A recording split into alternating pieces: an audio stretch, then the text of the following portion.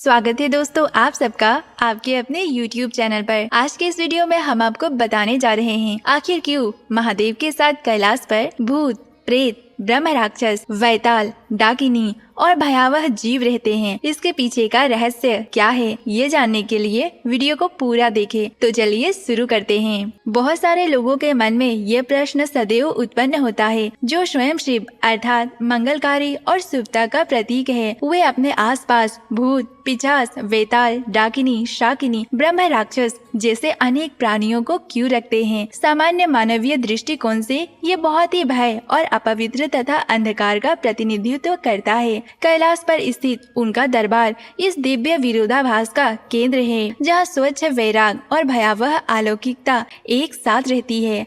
आइए जानते हैं इसके पीछे का कारण क्या है। भगवान शिव भूतनाथ हैं। भूत शब्द का अर्थ है पंचभूत, जैसे पृथ्वी, जल, अग्नि, वायु और आकाश। ये पांचवा मूल तत्व जिसने संपूर्ण भौतिक ब्रह्मांड की रचना की। इस दृष्टिकोण से भूतनाथ का अर्थ पंच तत्वों का स्वामी है। शिव उस मौलिक पदार्थ के अधिपति है जिससे सृष्टि का हर अणु बना है। ये उस भौतिक जगत का निर्वाह स्थापित करते हैं। दूसरा अर्थ भूत को प्राणी समूह या समस्त सजीव दृष्टिकोण में परिभाषित किया जाता है। इस व्याख्या के अनुसार भूतनाथ का अर्थ है समस्त जीवों के स्वामी। देवताओं और मनुष्यों से लेकर गंधर्व, यक्ष, असुर, नाग और सूक्ष्मतम आत्माओं तक वे सभी चेतना के जीवों को स्वीकार करते हैं। शिव को पशुपति नाथ भी कहा जाता है। यहाँ पशु का अर्थ केवल जानवर नहीं, बल्कि वो प्रत्येक जीव जिसकी आत्मा का पाश यानी कि अज्ञान, अहंकार, अकर्म और माया के बंधनों ने जकड़ा हुआ है। देवता से लेकर छोटी सी कीट पतंग तक के पति भगवान स्वयं शंभु माने जाते हैं, रक्षक या पालनहार। इसी प्रकार पशुपति नाथ परमेश्वर है, आत्माओं को तथा पशुओं की भी रक्षा करते हैं। यहाँ पर जिन प्राणियों की हम चर्चा कर रहे हैं, भूत, प्रेत, पिशाच, वे पशु की चरम अवस्था है। वे ऐसे आत्माएं हैं जो अकाल मृत्यु, अतृप्त इच्छाओं या भीषण पाप कर्मों के कारण अत्यंत पीड़ादायक बंधनों में फंसी हुई है। उन्हें सांसारिक समाज और यहाँ तक कि स्वर्ग के विधानों द्वारा भी त्याग दिया जाता है। ऐसी स्थिति में शिव उनके एकमात्र सहारा है। वे सक्रिय रूप से उन लोगों को आश्रय देते हैं जिन्हें कोई और स्वीकार नहीं करता। उनका शिव के गणों में शामिल होना केवल एक सेवा नहीं, बल्कि शुद्धि और मोक्ष का एक यात्रा है। इसी प्रकार कैलाश एक निवास स्थान नहीं, बल्कि शिव लोक है।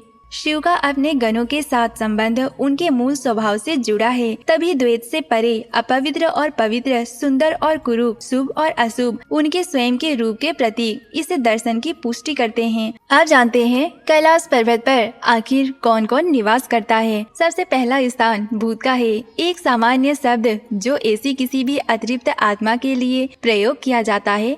वे आत्मा आमतौर पर अदृश्य होते हैं, लेकिन भौतिक दुनिया को प्रभावित कर सकते हैं, अक्सर लोगों को परेशान करते हैं और डराते हैं। उनका अस्तित्व भ्रम और बेचैनी से भरा होता है और ये सभी भूतों को स्थान भगवान शिव ने कैलाश पर्वत पर दिया हुआ है। दूसरा है प्रेत। विशेषकर उन आत्माओं को संबोधित करता है जो तीव्र इच्छा और भूख प्यास से पीड़ित होती है, जो उनकी अतृप्त सांसारिक इच्छाओं का प्रतीक है। गरुड़ पुराण और श्रीमद् भागवत पुराण जैसे ग्रंथों में प्रेत योनियों के कष्टों का विस्तृत वर्णन मिलता है। इन आत्माओं का शिव तक का मार्ग पीड़ा से मुक्ति की खोज है। संहार और लय के देवता होने के नाते शिव ही मृत्यु और उसके बाद के अवस्थाओं के स्वामी हैं। अन्य देवता जो सृष्टि और व्यवस्था के क्षेत्रों पर शासन करते हैं, इन अजारक्त आत्माओं को आश्रय नहीं देते। मात्र शिव है जो शमशान वासी है। इन तिरस्कृत आत्माओं को स्वीकार करते हैं और अपने स्थान में शरण देते हैं और उन्हें शांति प्रदान करते हैं। अब जानते हैं पिशाच के बारे में। पिशाच भूत और प्रेत से अधिक भयावह और सक्रिय रूप से दुष्ट माने जाते हैं। उन्हें अक्सर शमशान घाटों और हिंसा के स्थानों से जुड़ा हुआ माना जाता है। वे मांस खाने वाला राक्षस बताए जाते हैं। उनका स्वरूप अत्यंत विकराल होता है। जटिल रंग, लाल आंखें, उभरी हुई नसें। वे केवल भटकती नहीं, बल्कि सक्रिय रूप से मनुष्य को पीड़ा पहुंचाती है, उन्हें पागल बनाती है और उनकी ऊर्जा पर जीते हैं। उनकी प्रकृति इतनी ज्यादा क्रूर होने के बाद भी पिशाचों को शिव गणों में गिना जाता है। उनका शिव के दरबार में शामिल होना शिव के महानता को दर्शाता है। वे केवल दया के पात्र पीड़ितों को ही नहीं बल्कि सक्रिय रूप से दुष्ट प्राणियों को भी अपने अधीन रखते हैं। पिशाचों की विनाशकारी शक्तियों को नियंत्रित करते हैं और उनकी ऊर्जा को अपनी ब्रह्मांडीय सेना के हिस्से के रूप में दिशा दिखाते हैं। ये शिव के उस पहलू को प्रदर्शित करता है जो विष को भी धारण कर सकता है और उसे निष्प्रभावी कर सकता है। आप जानते हैं वेताल के बारे में,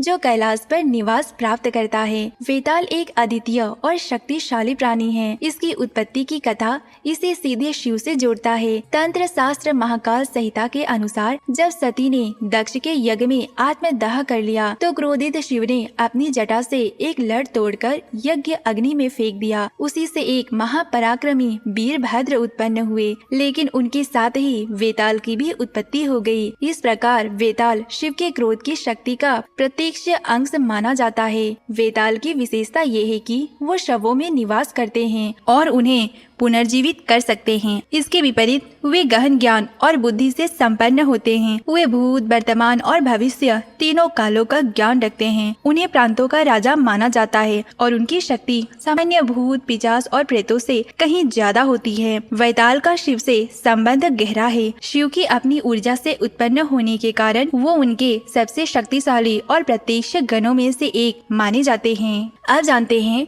भयावह स्त्री डाकिनी और शाकिनी आखिर क्यों शमशान में रहती है। डाकिनी और शाकिनी जटिल और अक्सर गलत समझे जाने वाली शक्तियां हैं।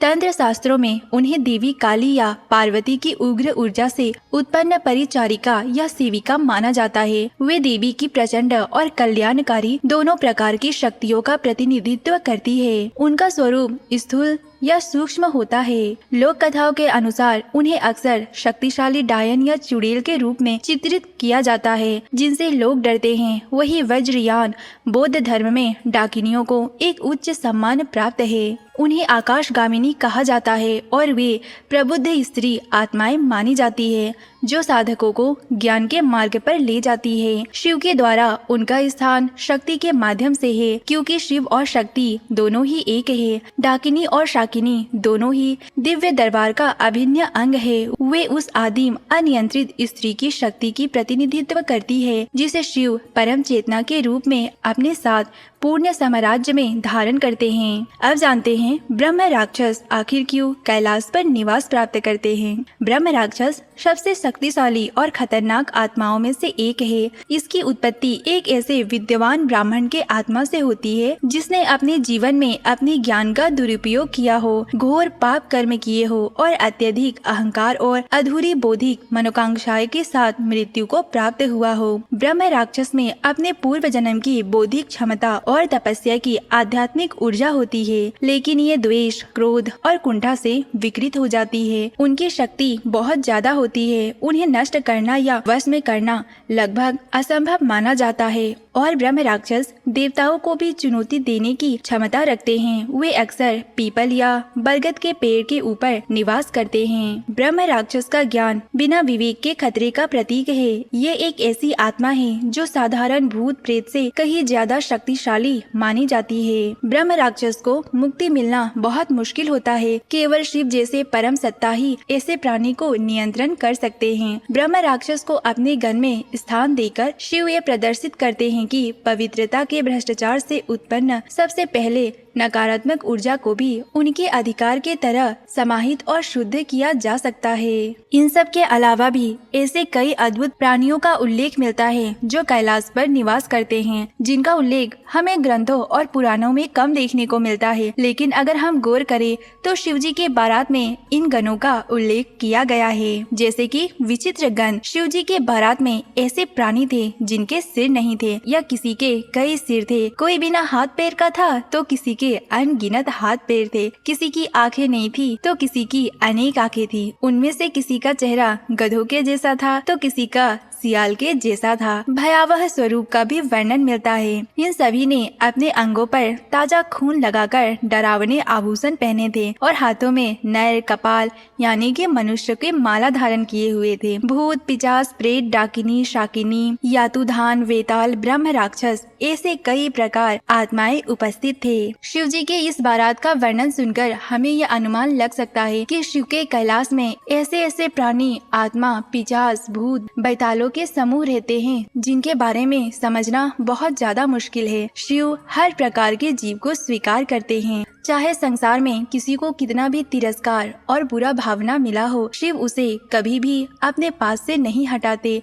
इसीलिए शिव को भोलेनाथ कहा जाता है, उन्हें महाकाल कहा जाता है, उन्हें संपूर्ण त्रिलोकों का मालिक भी कहा जाता है, क्योंकि संपूर्ण सृष्टि महादेव का ही अंश है और हर कण में महादेव ही बसे हुए हैं। चाहे वो भूत पिशाच हो, चाहे वो ब्रह्म राक्षस हो, चाहे वो डाकिनी हो, चाहे देवता, चाहे मनुष्य, चाहे कोई पशु, शिव हर किसी में है। अगर आपको ये जानकारी अच्छी लगी हो तो चैनल को सब्सक्राइब करके वीडियो को लाइक जरूर करें और कमेंट में लिखे ओम नमः शिवाय।